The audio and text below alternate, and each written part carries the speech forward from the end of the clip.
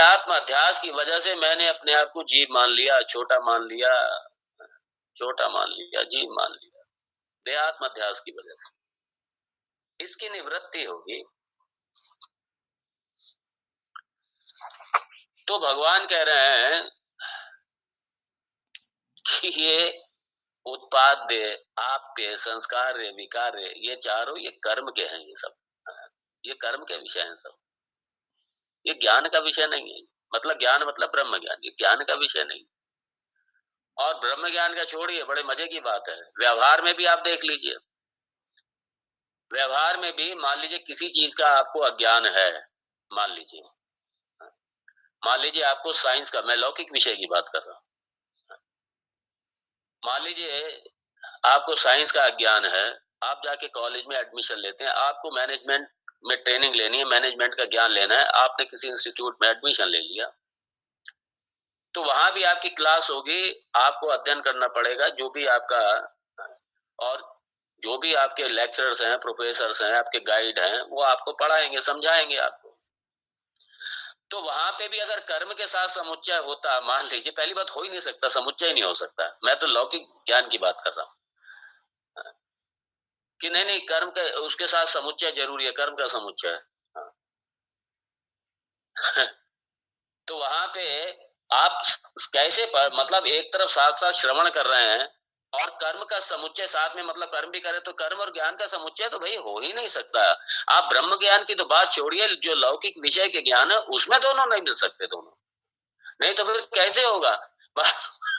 बड़ा फनी हो जाएगा कि आपको प्रोफेसर पढ़ाएंगे भी, विषय आपको पढ़ाएंगे, ज्ञान देंगे उस विषय का, और साथ में चूंकि आप कहते हो कर्म का समुच्चय होना चाहिए, और साथ में कहेंगे कि भाई अब ऐसा साथ साथ स्पोर्ट्स भी खेलो, कुछ ना कुछ कर्म भी करो साथ में, तो कोई ना कोई कर्म भी करो साथ में और ज्ञान प्राप्ति भी करो, तो दोनों एक साथ कैसे होंगे भाई?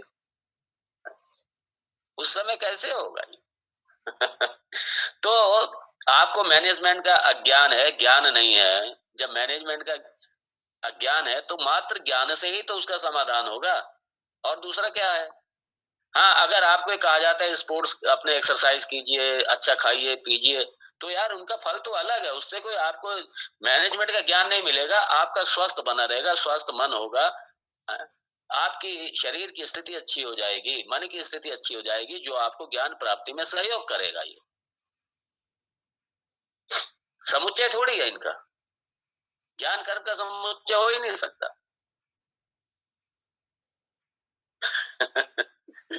इसलिए भगवान ने कहा कि जो तुमने हमें दृष्टांत दिया है, ये जो दृष्टांत दिया हमको है, ये उपयुक्त नहीं है, तुम्हारा जो दृष्टांत है, जो आपने हमें उदाहरण दिया, उदाहरता दृष्टांत क्रतु, जो यज्ञ आदि का जो ज्ञान ज्ञान के लिए, ब्रह्म ज्ञान के लिए जो आपने हमें अनुष्ठान, ये जो इसका हमें समुच्चय दिया साथ का, ये सम नहीं है, उपयुक्त नहीं है, गलत है भाई। आप खुद एनालिसिस करो ना, भगवान कह रहे नहीं है, क्योंकि फल ही पृथक, तो दोनों के फल अलग अलग है, और हम लोगों ने देखे हैं दोनों के, और साफ कह दिया भगवान ने, क्योंकि जो कर्म है कई कारकों के साथ में मिलकर के कर्म सिद्ध होता है, उसका फल सिद्ध होता है कई कारकों के साथ में मिलकर के। और ज्ञान जो है, ज्ञानम विपर्ययम, ज्ञान बिल्कुल इसके विपरीत है, बिल्कुल भाई, ज्ञान बिल्कुल विपरीत है। तो जब ज्ञान विपरीत है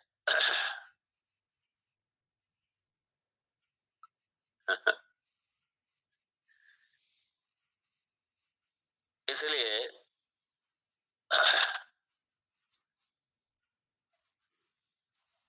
इससे बड़े मजे की बात है, मान लीजिए आपके कमरे में अंधेरा हो, बिल्कुल अंधेरा हो, और आपके पास टॉर्च भी नहीं है, मान लीजिए, वेरी इंटरेस्टिंग, आपके पास में टॉर्च नहीं है, लेकिन आपके पास में जो बैठा हुआ है, आपके साथ में कोई दूसरा है जो उस कमरे के बारे में जानता है। जैसे आप, मैं उदाहरण दे रहा हूं, आप भी देख लीजिए, आप किसी कई बार ऐसी बिल्डिंग में जाएं,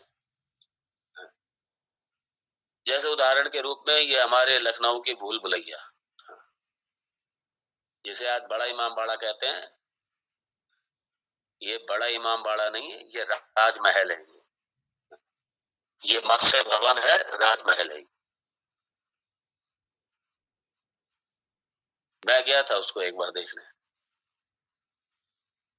और वहां पे अब मेरी समझ में नहीं आ रहा कि 4 रास्ते किधर से जाए, क्योंकि गाइड है पास में तो ले गया। तो भले ही प्रकाश भी है वहां पे, लेकिन अब मुझे नहीं पता वहां मुझे कौन सा कर्म वहां पे करना है भाई। अज्ञान है, मुझे मुझे पता नहीं है। तो वो गाइड ने तो मुझे बताया, मुझे उपदेश दिया कि भाई इधर से चलना है, इधर से चलना है, यहाँ से चलना है, वहां से चलना है, क्योंकि हमें पता ही नहीं, हमें अज्ञान है। और अगर घर में भी किसी के यहाँ जाएंगे आप, उसे अपने घर का ज्ञान है, कमरे में अंधेरा है, उसे पता है वो अंधेरे में भी चीज उठा लेगा। आप किसी के घर में गए, एकदम से लाइट चली गई और आपके पास कोई साधन नहीं है, लाइट नहीं है, और आप कोई चीज चाहिए, अब उसको पता है कि मेरी कौन सी चीज कहाँ रखी है, वो आइडिया से जाकर के चला जाएगा, क्योंकि उसको उस चीज का ज्ञान है। और हमें ज्ञान नहीं है, हमें ज्ञान नहीं है, तो वो वहां पे हमें उपदेश ही तो करेगा, बताएगा ही तो कि ऐसा कर लो, ऐसा कर लो, या इधर रखा उधर रखा, उसने हमें ज्ञान ही तो दिया। तो वहां पे हम क्या वहां पे कर्म कांड करने बैठ जाएंगे उसके लिए क्या? हमें वहां पे कर्म करना पड़ेगा क्या? एक बार, इसलिए जहां जहां अज्ञान है, याद रखिए, जहां जहां अज्ञान है उसका मर्दन ज्ञान से होगा, कर्म से नहीं होगा। लौकिक विषय का हो, चाहे वो ब्रह्म ज्ञान हो, चाहे नहीं होगा उसको।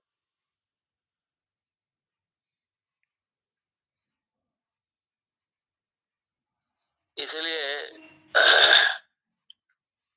ब्रह्म ज्ञान की प्राप्ति के लिए, ब्रह्म की प्राप्ति के लिए ज्ञान की आवश्यक, क्योंकि ब्रह्म, ब्रह्म मैं ही हूँ, ब्रह्म दूसरा कोई ब्रह्म ही नहीं, और ये सारा जगत भी ब्रह्म ही है। क्योंकि अज्ञान की वजह से मुझे ये जगत सत्य दिखाई दे रहा है, सब अलग अलग दिखाई दे रहे हैं। अज्ञान की वजह से ये देह आत्म बुद्धि है मेरी, इस तन को मैं मान के बैठा हूं, और ये सारी जितनी समस्याएं अज्ञान की समस्या है ये, और ज्ञान से अज्ञान की निवृत्ति होगी। इसलिए ज्ञान ब्रह्म को लाके आपके सामने खड़ा नहीं करेगा, बल्कि जो नित्य प्राप्त, जो आपका स्वरूप है, जो ब्रह्म स्वरूप आप हैं, आपको आपके स्वरूप का बोध कराएगा, ब्रह्म के सच्चित आनंद का बोध कराएगा, जगत के सत्य का बोध कराएगा, ब्रह्म का बोध कराएगा, वो बोध कराएगा।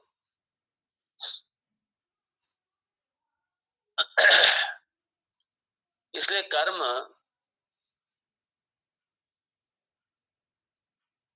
और ज्ञान दोनों ही अलग अलग हैं।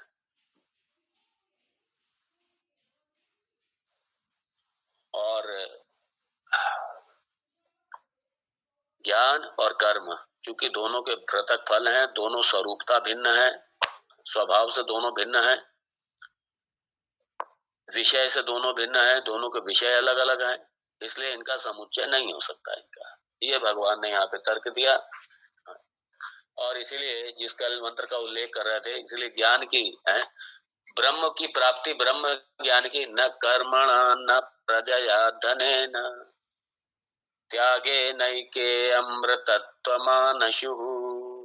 अमृतत्वम, मृत्यु के पार वो वस्तु, वो ब्रह्म, वो नित्य ब्रह्म, अमृतत्व वही ब्रह्म ही है, वही आत्मा, वही ब्रह्म, वही अमृतत्व, वही मुक्ति, वही पूर्णत्व किससे प्राप्त होगी? न कर्मण न प्रजया धनेन, न कर्मण, साफ कह दिया, किसी भी कर्म से नहीं होगी।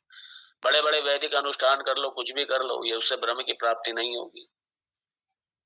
न प्रजया, विवाह करके अपने कुल वर्धन से, खाली कुल वर्धन करते रहो, मात्र अपनी संतति बढ़ाते रहो, उससे नहीं होगी ब्रह्म की प्राप्ति। ठीक है, वो संसारिक, संसार के लिए वो आवश्यक है, एक अलग विषय है, लेकिन उससे ब्रह्म की प्राप्ति थोड़ी हो जाएगी। न धने न, धने न मतलब पूरे ब्रह्मांड भी आपके कदमों में आ जाए, पूरे ब्रह्मांड के भी आप एक एक छत्र, आप सम्राट की तरह हो जाए, उससे भी ब्रह्म की प्राप्ति नहीं होगी। तो इसीलिए कहा न कर्मणा न प्रजया धने न त्यागे नैके, ये संन्यास तो करके श्रवणम कुर्यात्। कर्म का संन्यास्त, कर्म से तो संन्यास्त होना पड़ेगा, इसलिए कर्म और ज्ञान का समुच्चय नहीं है भाई, समझ। इसलिए अगले श्लोक में भगवान बताएंगे कर्म से संन्यास्त होकर के ही आप ब्रह्म को पाएंगे जाके। क्योंकि कर्म में अगर लगे तो इसका मतलब है कि मैं अभी मैं इसे जगत से मैं तृप्त नहीं हुआ, अभी मैं जगत से विरक्ति नहीं हुई मेरी, और विरक्ति का मतलब है कर्म से विरक्ति। जगत से विरक्ति का मतलब ही है कर्म से विरक्ति, और कर्म में भी विरक्ति मेरी नहीं हुई है तो इसका मतलब मेरी जगत में मेरा लगा हुआ है, और जब जगत में लगा तो कर्म से जगत ही मिलेगा, कर्म से ब्रह्म नहीं मिलेगा। न कर्मणा न प्रजया धने न त्यागे नैके अमृतत्वमानशु।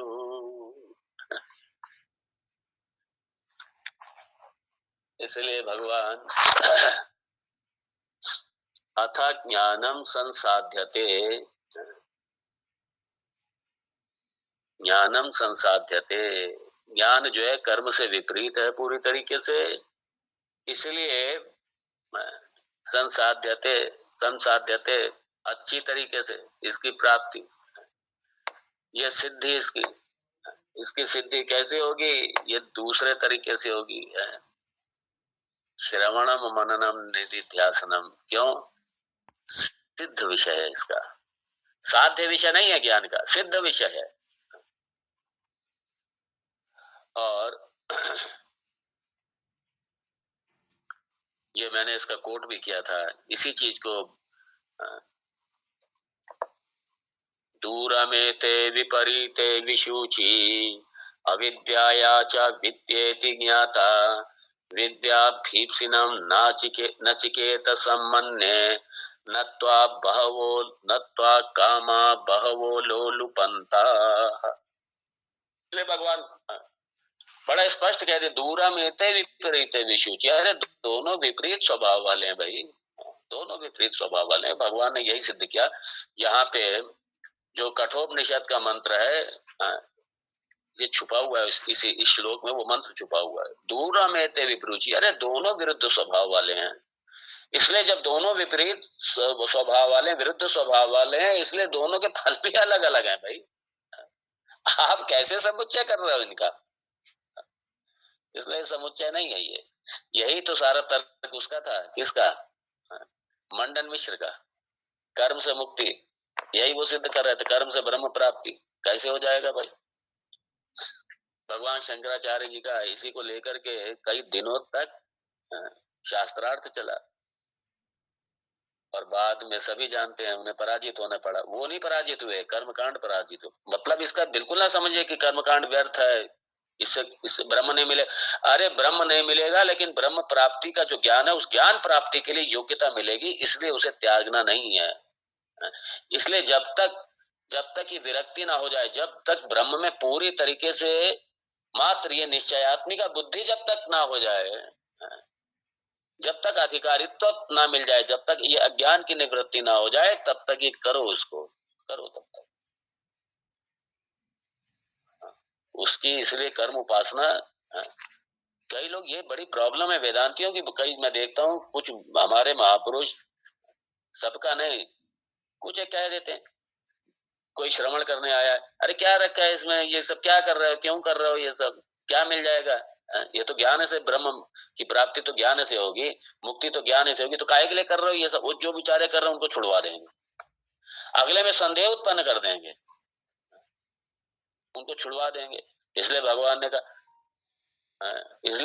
ने कहा भगवत गीता में, ज्ञानियों को सावधान किया, इस तरीके के ज्ञानियों को सावधान किया, न बुद्धि भेदम जनयेत अज्ञानाम कर्म संगीनम। अरे वो ज्ञानी है, संसारी है, कम से कम एक नेक काम तो कर रहे हैं, कम से कम भगवान का कीर्तन भजन तो कर रहे हैं, पूजन कर रहे हैं, एक नेक काम तो कर रहे हैं।